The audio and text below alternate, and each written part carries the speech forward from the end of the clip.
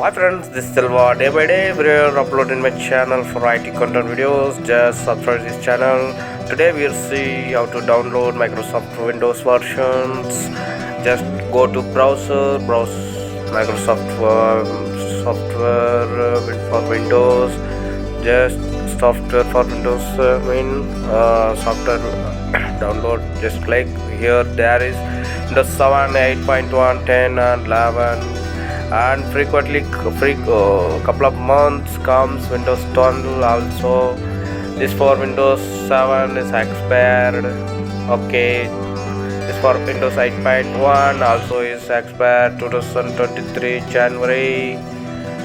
Then Windows 10 is couple of months is updated stopped in comes up couple of months.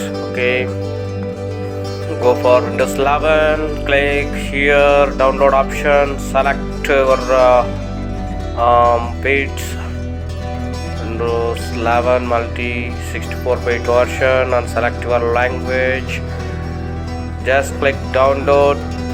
Then comes couple of months comes also Windows 12. Just here come and download it for original genuine Microsoft Windows versions. This is for sites. Thank you for watching. Subscribe,